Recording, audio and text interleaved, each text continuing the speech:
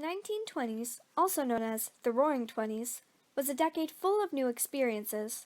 A big part of that was entertainment. Two popular forms were radio and movies. Both were invented in the 1890s, but were brought to a whole new level starting in the early 1920s. The first of these, radio, was invented in 1895 by an Italian named Guglielmo Marconi. The first radio station to be issued a radio license, KDKA, was started in 1920. Less than a week after receiving its license, the station had its first broadcast, giving election results. The present-day news television station, NBC, actually started as a radio station. NBC made its first network broadcast in 1926, using singers, comedians, and even orchestras. Besides news and music, 1920 stations broadcast radio dramas. The most famous of these, Amos and Andy, was a comic serial that broadcast 5 days a week.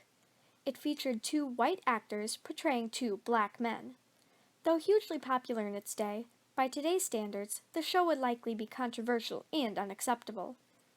Another incredibly popular radio drama, a thriller called The Shadow, brought families together around the radio.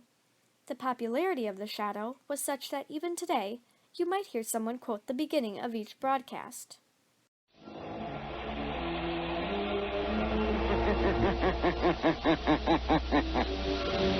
Who knows what evil lurks in the hearts of men?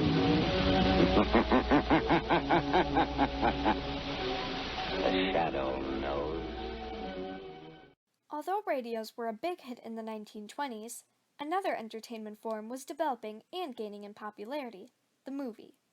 The first movie was made in 1891 by the Edison Company on the kinetoscope, which enabled one person at a time to view moving pictures. Not long after its introduction, Frenchman Louis Lumière developed the cinematograph, a portable motion picture camera which allowed companies to present projected, moving, photographic pictures to an audience of more than one person. At the onset of the popularity of movies, silent movies were all the rage. Silent movies were not silent, though, as they were typically accompanied by live music. Silent movies were often comical. One prominent silent movie comedian was Charlie Chaplin. Chaplin made people across the U.S. laugh by starring in over 90 films throughout his lifetime. But not all silent movie stars were comedians.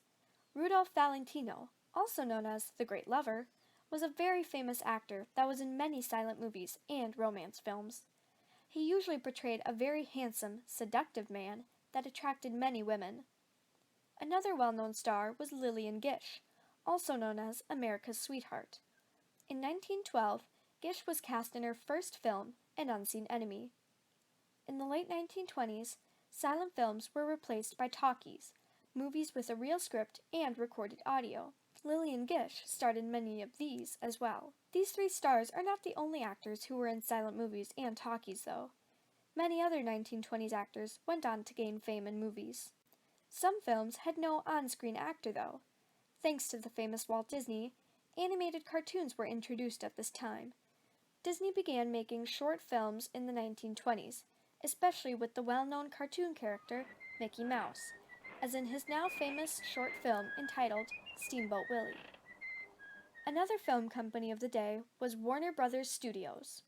Founded in 1923 by four brothers, Warner Brothers Studios introduced the first genuine talkie, The Jazz Singer, with both synchronized music and dialogue, and, just a year later, the company made the first full-length, all-talking film, Lights of New York. Going to the movies was a new and exciting form of entertainment for the general population in the 1920s. Movies cost about 27 cents each, and were shown in theaters so grand that people nicknamed them picture palaces. And they often seated around 3,000 people. Ushers led people throughout luxurious halls, under crystal chandeliers, and up carpeted steps to their seats. Inside were restaurants, nurseries, art galleries, dance floors, and billiard rooms. 1920s patrons might be introduced by a ballet, orchestral music, or other stage attractions while waiting for the film to start. The type or genre of movies varied, depending upon the director. In the 1920s, directors gained fame by making movies with their own personal style. Types of movies included comedy, like the Charlie Chaplin films, action, adventure, romance, as in the Rudolph Valentino movies, epic, and western. The last of these genres, western movies, were set in the Wild West, with a typical western feel to them.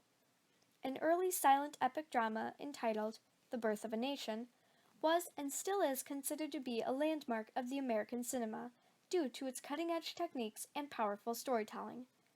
We've come a long way since the 1920s, but radio and movies, although vastly improved and different today, continue to be major forms of entertainment for people of the 21st century.